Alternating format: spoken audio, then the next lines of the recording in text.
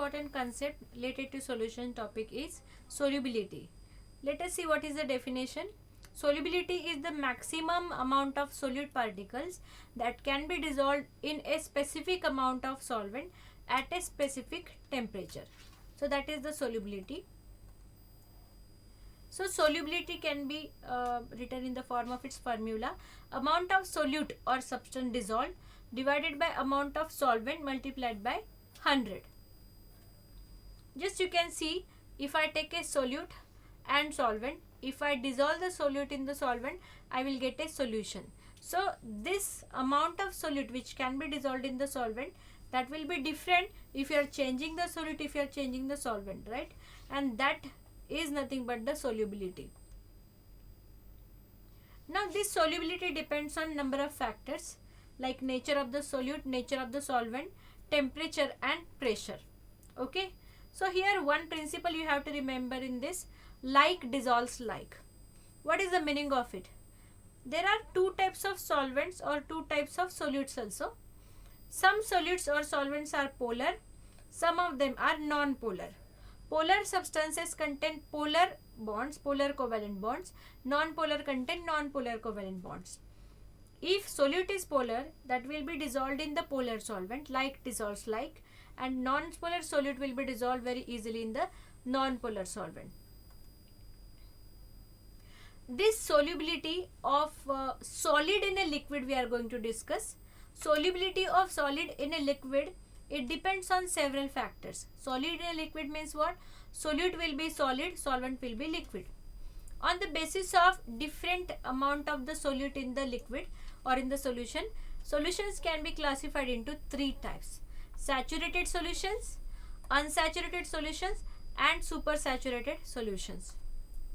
With the help of this image, we can understand what is the saturated, unsaturated and supersaturated solution. First of all, let us see unsaturated solution. Now in this case, it is unsaturated.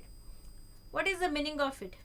For an example, one simple analogy I will give you. If I take 50 ml of a solvent, 50 ml of water we can consider. So that 50 ml of water, its maximum capacity to get or to allow other solutes particles to dissolve in it, for example sugar, is 5 teaspoon. It's the solubility, it is the maximum capacity. Okay, if in this same amount of or same volume of water, 50 milliliter only, if I add only 1 teaspoon of the sugar, right, that means that in that water still there is a scope to add some more amount of the solute. Such a type of solution will be called as unsaturated solution, in which more solid particle can be dissolved further.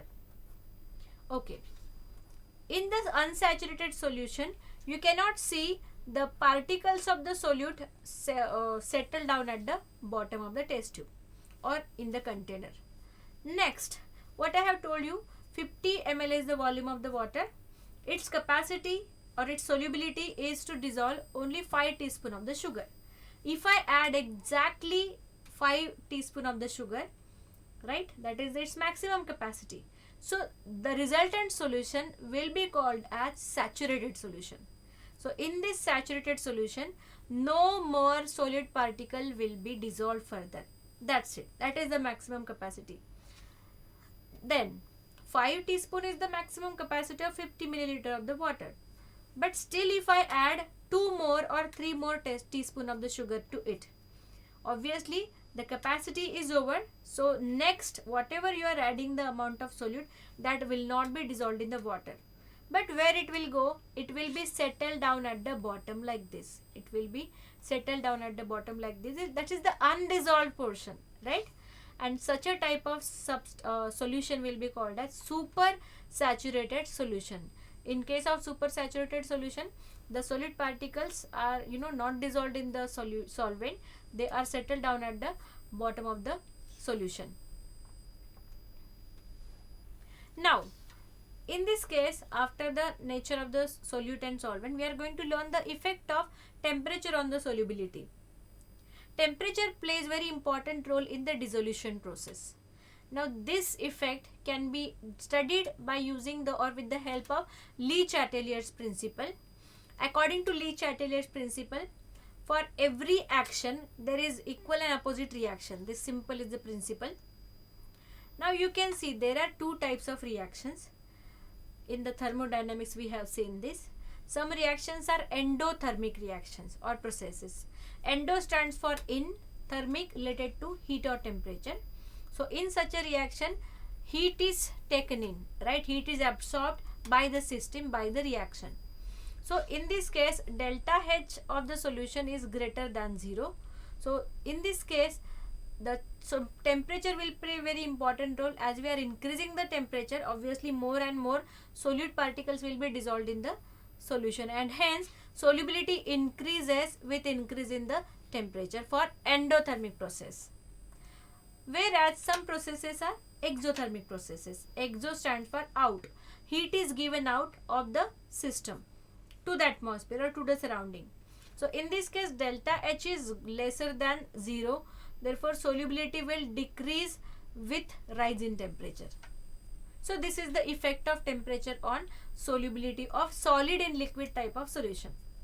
As we have seen the effect of temperature on the different processes, some processes are exothermic, some of them are endothermic.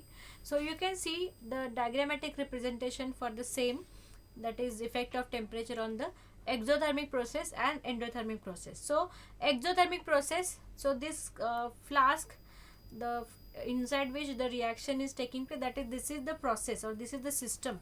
It is exothermic, therefore heat is given out, right? In case of that, obviously the the system will be hotter than the surrounding. That's why heat is given out of the system to the surrounding, right? Okay. Now in this case, what we have seen, the effect of temperature is what you can say, increase in the temperature will decrease the solubility of exothermic process. On the contrary, in case of endothermic process, heat is taken absorbed, right? Okay, so in this case, why heat is absorbed? Because system is cooler than the surrounding, so it will take up the heat from the surrounding. Therefore in this case, if you are providing the heat, that is, if you are increasing the temperature, the solubility will go on increasing. So that's all about the effect of temperature. Now next we are going to learn effect of pressure on the solubility. So effect of pressure on the solubility of solid in the liquid type of the solution. So in this case, pressure as far as the solid and liquid is concerned, pressure does not have any significant role. Why this is so? Because we know the solid substances have very rigid hard structure, so there is no any effect of pressure, increasing or decreasing pressure on them, because we know solids and liquids are highly incompressible. But as far as gaseous substances are concerned, they have the effect of pressure on them, right? So obviously when we are increasing the what you can say the pressure of the gaseous substance, obviously solubility will go on increasing. So in case of gas in liquid type of solutions, the pressure and the solubility will be directly proportional to each other. Okay, which can be seen in this. So effect of pressure on the solution, gaseous solution in liquid, gas in liquid. Okay, so you can see here the first case before applying the solution, before applying the pressure, right, initially. So obviously the solid particles you can see which are gaseous, they are dispersed in the liquid.